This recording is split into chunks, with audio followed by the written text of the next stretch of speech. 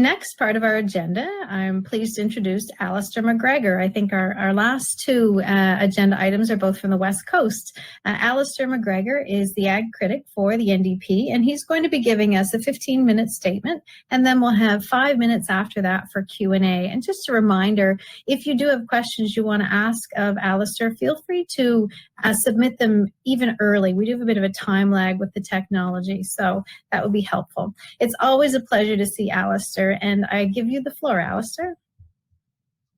Thank you so much, Mary, and it really is a pleasure for me to be here joining you from Vancouver Island virtually. I first want to acknowledge your leadership in this file and, of course, the very strong role that the CFA has played during my time as the agriculture critic. You have participated in many of our committee studies. You've always been there going to bat for your membership, and I think considering the number of resources and the membership that you have, it's important that you've always been there to be the strong voice that the decision makers in Ottawa definitely need to hear. So my name is Alistair MacGregor. I am the New Democratic Party's agriculture critic. I've been the critic since January of 2018. A little bit about myself. My wife and I are lucky to have a small farming property here in the Cowichan Valley on Vancouver Island. It's nothing at all compared to a large-scale commercial operation, but it is something that we take great pleasure in operating year-round in trying to provide some food for our immediate family. And it's certainly given me a great appreciation for the incredible work that men and women in agriculture and agri-food do every day on our country's behalf. I'm proud to represent an area that has a very long and storied history in agriculture. There's a lot of interest in food security here as well. And for me to be in the privilege of having a position where I can take that strong local knowledge and play some kind of a role in influencing national policy, it certainly is a privilege to be able to do so. In my time as critic, we've had some amazing studies at the Agriculture Committee, of which I'm a member.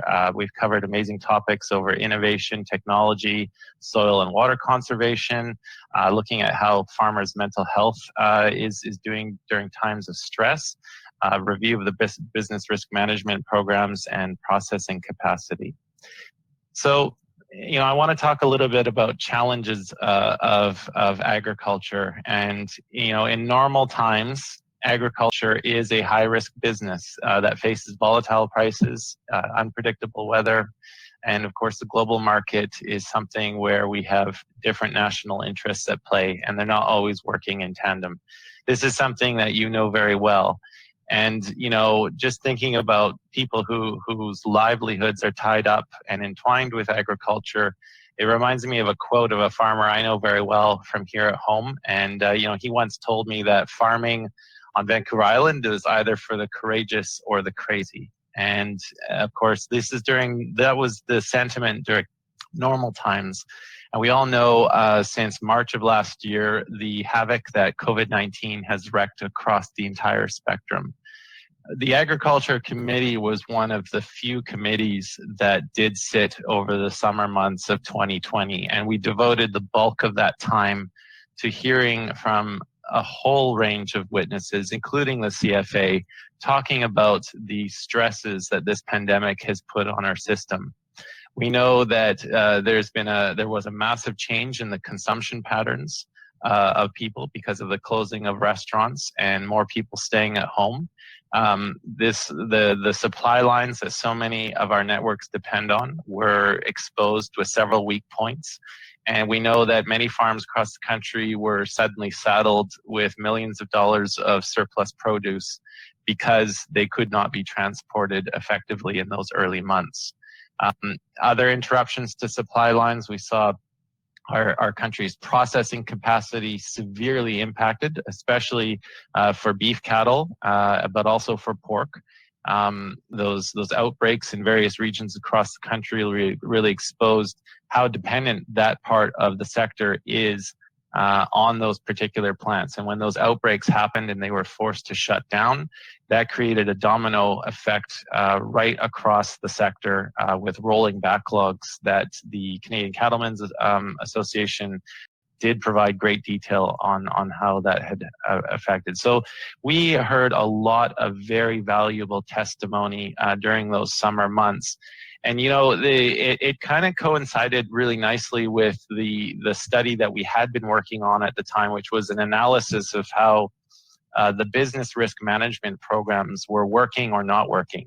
I brought that motion to the committee for study back in February of 2020, not really knowing at the time just how timely it would eventually be, because of course when COVID-19 struck, it was to the BRM suite of programs that many farmers were turning to in trying to just weather the storm. And I heard that expression that we're all in this together. I don't think that's necessarily true. I think we're all in the same storm, but we have different boats, and some have been far more shipworthy weathering the storm, and others have floundered. It has been an unequal effect, and I think you can talk about that in agriculture and agri-food as well. So, a large part of our study's recommendations were certainly influenced by the direct feedback that we heard from the COVID-19. And we really wanted to get those recommendations in place before our federal minister met with her provincial and territorial counterparts. You've probably all seen the study's recommendations, the recommendations that we made for things like agri-stability, advanced payments program, and so on. So we really wanted those recommendations to accurately reflect the direct testimony we heard from producers. And I think that our committee did a good job in doing that. So when I look at this year's theme of unleashing agriculture's potential, it brings a few things to mind. I've really enjoyed the previous year's themes. The first year I got to speak before the CFA, it was partnering for success. And then in 2019, it was producing prosperity. And I think unleashing agriculture's potential is a very timely theme for us to be discussing at this moment in time, because we are all, I think, looking forward to 2021 being that year in which we start engaging in a real recovery.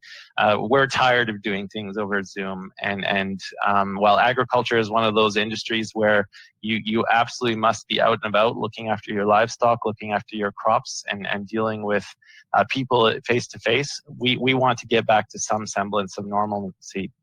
We all, I think, in this virtual conference can appreciate the backbone that agriculture is for our economy. It's an incredible source of pride for so many of our rural communities. It's also a very high-tech industry. I think that's what a lot of people fail to really grasp, is just how technical in nature so many jobs in agriculture and agri-food are these days. It depends very much on a talented and skilled workforce. It supports thousands of families. It keeps our rural communities strong. And I'm a proud representative of a rural riding. My riding is about 4,700 square kilometers in size. So when rural Canadians are talking about their concerns, I'm definitely a member of parliament who understands that very, very well. And of course, the industry as a whole is one that delivers that fresh fruit, the vegetables, the grains, dairy, eggs, and meat that Canadians very much count on. So there's three things I wanted to look at when we're talking about how we unleash agriculture's potential.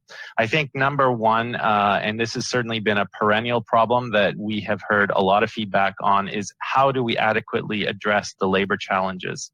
I think there's a couple of ways that we need to start looking at. I mean, ultimately, my goal in the years ahead is finding ways that we can reduce our reliance on the temporary foreign worker program. I acknowledge the reality that the program is needed. We all know what the labor gap is and how much it's needed, but I think there are some interesting policy ideas in the works. I'm really excited about the government's pilot program for finding pathways to permanent residency, and depending on the success of that program, I'd like to see it expanded. In many cases, farms have a decades-long relationship with temporary foreign workers. These workers have formed strong bonds with their employers and with the communities that they work with. And I think because of their dedication and loyalty and the important role they play in our society, they have to be afforded some pathway to obtaining permanent residency and eventual Canadian citizenship, so that we can really, I think the bedrock of any community is built on its citizenry, and we need to find ways to expand that. I also think, and this has been a very pertinent topic, continuing with labor challenges, I would like to see also more of a focus of a partnership, a tripartite partnership between labor, between industry, and between government. I think we are probably not taking as much advantage as we can of homegrown talent, and we have to find, between those partnerships, industry, labor, and government, finding creative ways to talk to our universities, talking to our high schools, reaching out to youth, and showing them the exciting career paths that do exist in agriculture and agri-food. I think, we really have to start tapping into our country's potential labor force, and I don't know if we're doing an adequate job on that yet. I'm a big believer in that better is possible, and that we should always be looking at a mantra of continuous improvement. In line with our studies, our committee's current study on Canada's processing capacity, a reoccurring theme we have heard from so many witnesses is that the federal government absolutely has to start making more strategic investments in developing our homegrown processing capacity. Developing Canada's processing capacity is going to allow us to build resiliency into our system, to withstand shocks to the international market, and also it's going to be an important job and economic driver for so many rural communities. It's going to allow farmers to access means by which they can turn their produce into something that has added value. And anytime you locate one of these processing centers in a rural community, it's going to immediately make it an attractable place for people to move to. And that is key for so many rural communities. So finding ways that the federal government can provide that upfront capital, because of course the capital costs of building these centers are obviously the biggest impediment to them getting going. I've seen great success on smaller scale projects through existing programs like the Local Food Infrastructure Fund. I think that's a program that could be expanded both financially and in the number of people who could apply for funds through it. I think that's going to a small investment in a program like that will pay huge dividends in the future. I'm very firm of my belief in that.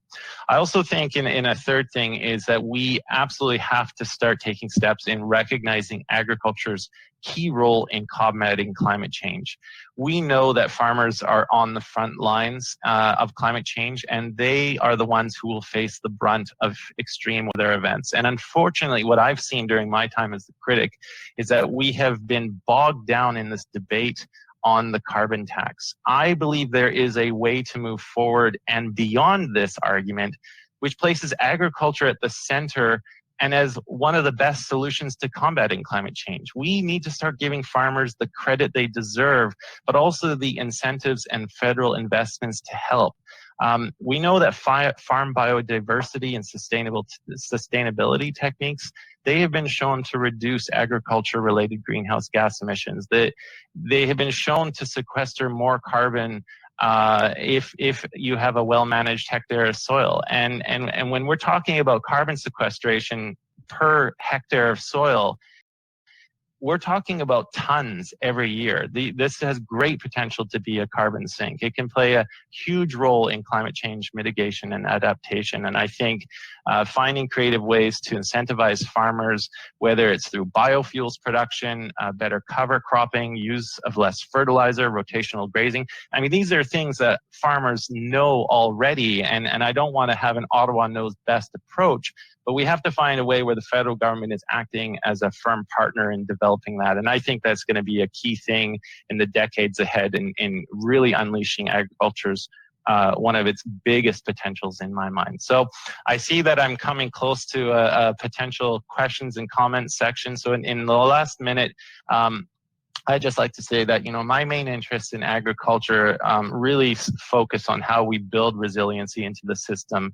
I'm a huge advocate of promoting soil health. I've been really inspired by what Australia is doing in developing a national soil strategy, and I would like to see more attention paid to this particular area.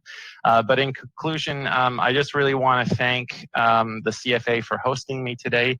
I want to salute the incredible work and advocacy that CFA has done on behalf of its members, and I look forward to continuing to work with all of you in the weeks, the months, and the years ahead in tackling the big problems of our time. Agriculture is a file that never sits still.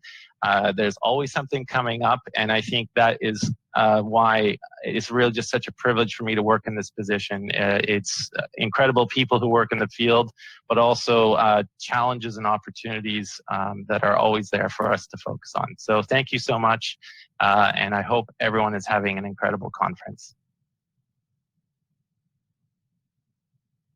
Thank you, Alistair. Great comments. Yeah, some wonderful comments in there. As you know, we've been calling for a national agriculture labor and automation strategy because, as we've heard, a consistent theme through the meeting so far is, the losses that we all incur because of the chronic labor shortage. So really appreciate your comments on that. And for sure, the Pathways to Permanency is a wonderful pilot that we're seeing in a few places, and obviously it's not a perfect fit for every commodity. We know we've got very tight seasoned workers who don't want to leave Jamaica to enjoy like the snowstorm we're having here in Prince Edward Island today. So I think a one size fits all approach isn't the approach, and I think we heard that consistently through your comments. So Matt, do we have some questions from the floor? Yes, the first question is from Todd Lewis from APAS. He asks, he says, thank you for your recent support of Bill 206. Carbon management is an important part of agriculture. How do you see Bill 206 going forward, and what opportunities do you see in agriculture for carbon solutions? Yes, excellent question. And, Philip Lawrence, to his credit, he did reach out to me and we had a very discussion about C206. I think what lent my support to it immediately is that there is precedent. I mean, in my home province of British Columbia, there are exemptions that exist under the provincial carbon tax and the motor vehicle tax for certain types of marked fuel. And when I've heard repeating testimony, especially from the grain growers of Canada, they've been very good advocates on this file, really explaining the costs associated with the drying of grain. So for me, it was a no-brainer, because they explained that if in many cases they had to resort to dirtier types of fuel in order to power these systems, and that currently there really aren't any kinds of alternatives to do this very same work. So it's a demonstrated need, and this is an area where I think the federal government can really help. So I look forward to seeing this at committee. It will be coming in the next month, and I think to show the level of support that it has is that you even had the Green Party of Canada support it as well. So even they recognized its merits.